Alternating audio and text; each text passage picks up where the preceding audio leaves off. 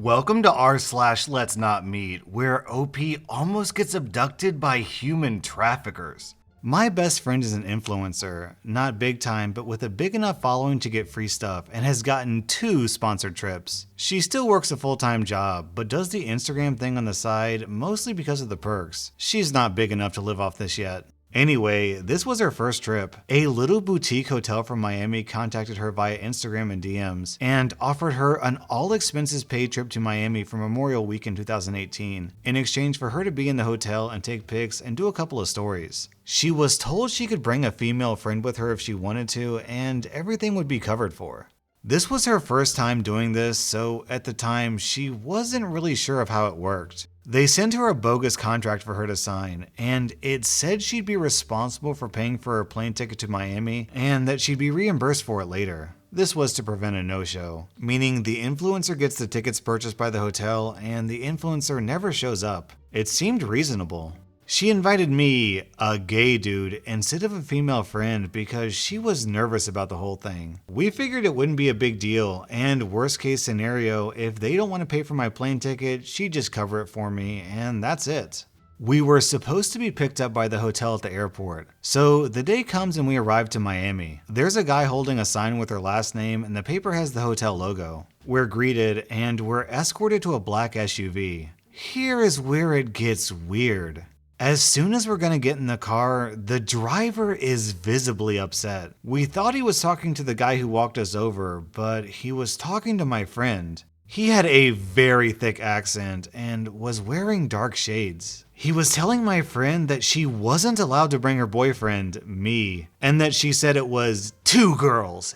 2 girls. Hotel told me 2 girls. No 1 girl, 1 guy. 2 girls. He was demanding to see where the other girl was. We were speechless and confused. The guy who walked us to the car looked annoyed, got in the passenger seat, and started to fight with the driver in Portuguese. It wasn't Spanish. Then he turns to us and asks where the other girl is at. My friend tells them, very upset by now, that there is no other girl, that she is at username, and that I'm just a friend coming with her on the trip. The big guy in the passenger seat gets out, tosses our luggage out of the car, and says something like, "This is effing BS." Gets in the car, and they take off. That was it. We were in shock. Utter and complete shock. My friend immediately emails Melissa, the PR person we had been in contact through email with, to tell her what happened. No response. We decide to take a cab and show up to the hotel. When we show up is when everything made sense. The hotel had been rebranded and had a completely different name, owner, and staff.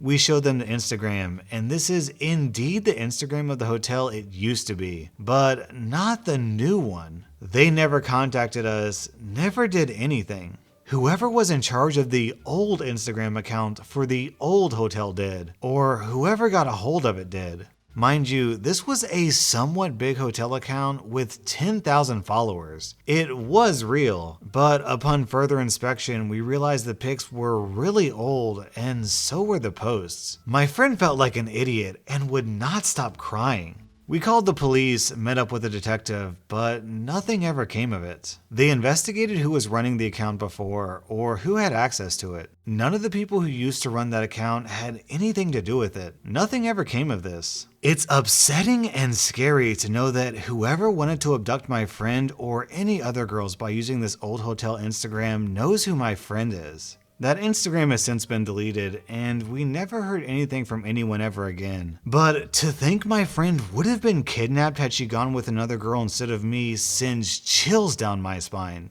What's really scary is that this took place in Florida, and Florida is well known to have a human trafficking problem. OP, it sounds like your friend was about to be sold as a sex slave. Our next Reddit post is from Ligamentary.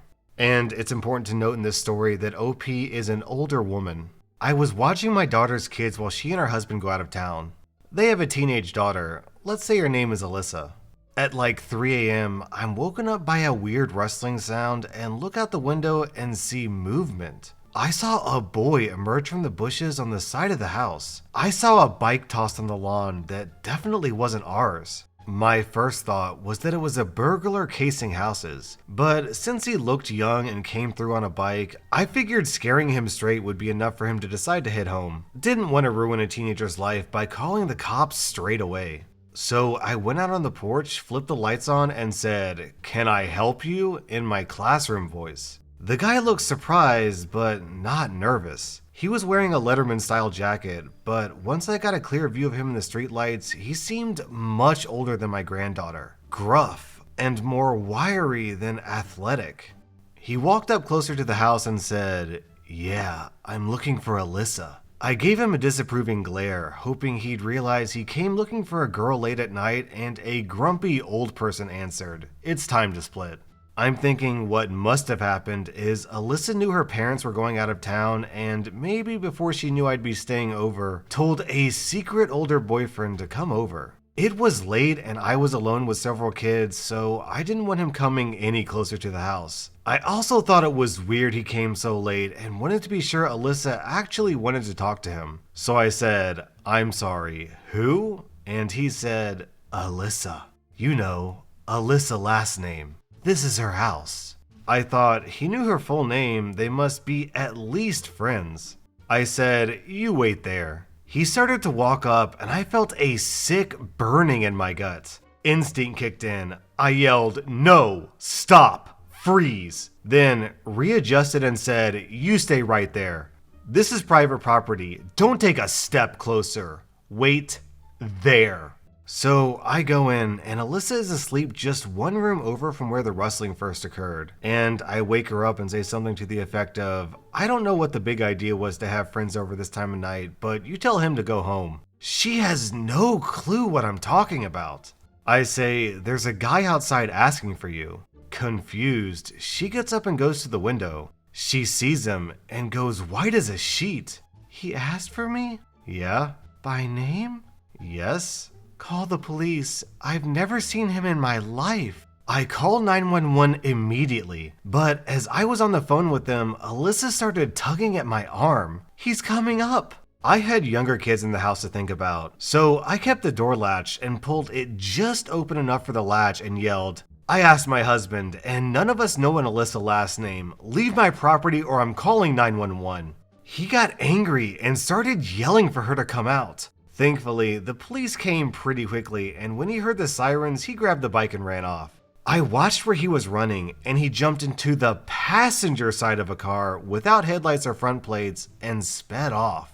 The police followed in the same direction once I pointed them, but they didn't get him. They advised us to take all her social media details offline if she was sure she didn't know this person, and said they'd had a couple similar reports recently and were looking into it. I got a heavy-duty lock, and she slept in my room for the remainder of my visit. The fact that this guy had a bike but escaped in a car made me think he was intentionally trying to look younger than he was. And the fact that this guy got into the passenger side door probably means that there was a second man waiting there as well. Our next Reddit post is from ArtWhat. So this happened in 2013 and I was 17. My family was looking at this house and the owner showed up and talked with my parents. Seemed like a nice older man, built the house himself. It's a pretty nice 2-story house overlooking a river. Anyway, I was standing back watching everyone talk, and as the owner is talking and laughing, there's a break in the conversation where he turns away from my parents and his expression completely and instantly changes, from happy to the most sinister and hateful scowl I've ever seen. I don't think he noticed me watching. I probably appeared to be on my phone as my head was down. As soon as he turned back, he instantly went back to smiling. It was so creepy and honestly made me feel sick. I told my mom, who said it was weird, but maybe he's just awkward. So we got the house. We moved in, and the next weekend my family's going to church, but I don't feel like going. So they all leave me at home. So it's Sunday morning about 11 a.m. when I hear really loud banging outside. It's rhythmic and coming from the side of my house. I was on the other side of the house on the 2nd floor. Honestly, my stupid self thought it was maybe the wind. It was stormy that day, and didn't think much of it. It stopped after about 5 minutes. 10 minutes later, I hear walking around downstairs, chairs moving, kitchen cabinets opening, and the fridge opening.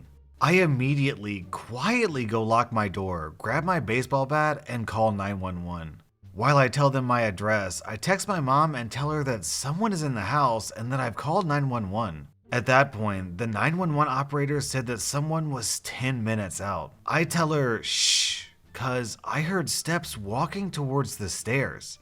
Basically, the house is so thin, I could track where he was in the house. At this time, my mom responded that she's on her way. She's 30 minutes away. So here's a 17-year-old, 5'2", 100-pound girl hunkered in her room, full well knowing that if he came in, he'd overpower me and take the bat. I was effing terrified. I heard him walk down the hallway towards my door. I saw the handle turn and stop. It was locked, and I heard him stand there. He didn't move. I could hear his breathing. It felt like forever, but really, I think it was about 10 seconds. I heard him turn and go back down. I heard the back door open and shut, and about 3 minutes later, the police pulled up. The 911 operator asked me if I could let them in or if they needed to force it. I knew he'd left, so I let them in. No one was there, no sign of forced entry, nothing. When my mom got there, she looked at my stepdad and asked if he had changed the locks. He hadn't. I think the creepiest part and what really validated my story was that my mom had just vacuumed the hallway, and there were shoe prints that were larger than anyone in our house, and the police hadn't been up there, and they stopped just outside my room. The former owner died about a year after that. Please don't forget to change your locks. And if you're wondering if you should take OP's advice and change your locks, basically every single comment in this thread is someone's story about not changing their locks and having some bizarre encounter. Like this story from Here for L&M. When I bought my first house, it was from the estate of a woman who had died, so I was actually buying it from the 3 kids. One was a 50-something deadbeat who lived there and didn't want to sell, but the other 2 were done supporting him. I signed the papers and they handed over the keys. A couple of days later, I showed up with my movers and all of my stuff, and he was living in my house. He said that he'd put all of his stuff upstairs and that I could put mine downstairs. Wait, what? I was completely terrified because normal people don't do that, but I tried to hide it and just seem really angry instead. I called my brother, a police officer, for a little legal advice, and he said everything left in the house is legally mine. So I told him to either get out and leave everything or pay my movers to move his stuff out before they moved mine in. He chose the second, and I had the movers literally put his stuff on the back curb. And I made sure a locksmith came before the movers left. He then tried to leave with a gate remote, and I had to stand in front of his car until he gave it to me. I love living there, but he would come around the neighborhood frequently and visit people. I avoided him like the plague. So yes, I second the lock changing suggestion. Our next Reddit post is from Deleted. This just happened a few days ago, and I'm extremely shaken up. Some backstory, I live on the 2nd floor of a 3-level apartment. We have a crawl space that connects all the apartments. We aren't sure why it's there, but we all have stuff in it, and none of us would ever attempt to go inside of it, so we feel pretty safe. The other night, the sun was setting, but it wasn't pitch black out or anything yet. I'm walking through my living room when I see a short woman on my fire escape looking into my windows. This is extremely bizarre considering it's still semi-light out and she had to literally get onto our fire escape somehow. We have 2 windows that the fire escape reaches and she was looking in both but didn't see me. I crawled onto the ground and my heart was racing as I watched her try to open the windows. I didn't know what the F to do because my phone was in the other room. After what seemed like an eternity, she finally left. I went into my room to get my phone to text my landlord and call the cops. I came back into the living room and was looking out the windows to see if I could locate her when all of a sudden I hear a weird noise coming from the ceiling. We have one of those tile ceilings made out of separate slabs of cork/wood. I look up to see one of the slabs lifted up and 2 eyes staring at me. I have no clue how she got into the crawl space so quickly, but I grabbed the nearest thing next to me, which was a broom, and started hitting her with it through the ceiling and called the cops as soon as she crawled away. They showed up and searched the place and didn't find her until a few days later when she was on someone else's fire escape. The cops said she was definitely on some hard drugs and that she was violent towards them. I'm glad she's gone, but whoever that crazy lady that came through my ceiling was, let's not meet again. Thanks, OP. I'm really looking forward to trying to fall asleep tonight with the image of someone staring at me through a crack in the ceiling.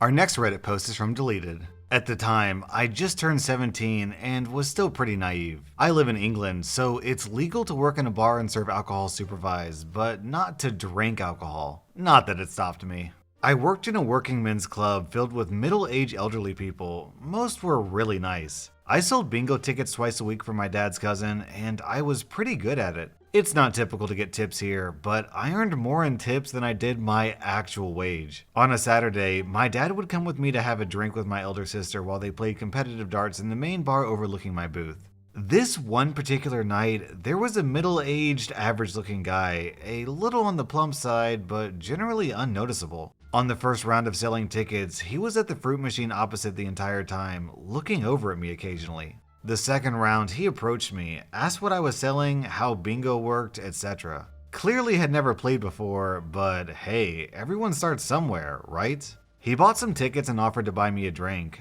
I declined and informed him I was underage. By now, I had a bit of an uneasy vibe and didn't want to take a drink from a guy I didn't know. He then offered a cola, complimenting me a little too hard. Again, declined, and went on my way to help with the game in the main hall. Part of my job. Third time, he stood against the wall adjacent to me and just watched me work. He waited until the queue calmed down and bragged about how much money he had and how he wants to be my sugar daddy. How cute I am, commenting on my figure, my chest, my butt, etc. I was trapped in my booth. I was late into the main hall, so the concert chairman, the guy who calls the bingo numbers and gives out winnings, comes out and asks what was going on. This guy claims we're just talking. I apologized to the chairman and he walked with me into the hall, said he could tell I was freaked out, so I told him everything. He made the bar staff aware, who also made my boss, my dad's cousin, aware also. Last round of selling tickets, he doesn't even wait for me to get back in my booth. He grabs my butt, telling me how he wants to be my sugar daddy once again, tries to push me against the wall, and is suddenly spun around. Not just by my dad, but by my boss and numerous staff members and customers who heard/saw what went down. He started arguing his innocence until my dad not so politely introduced himself. He knew he was screwed. My dad punched him in the nose, blood running down his face. Everyone picked him up like a plank of wood and threw him out the closed door. Never saw him after that. Everyone checked up on me to make sure I was okay. My sister covered the rest of my shift, and I was bought so much to drink, I had a free bar tab for 2 months. So, creepy guy that wanted to be my sugar daddy, let's not meet again. OP, I'm glad that your boss and your dad was there to take out the trash. That was rSlash Let's Not Meet, and the only thing scarier than these stories is people not hitting the like and subscribe button.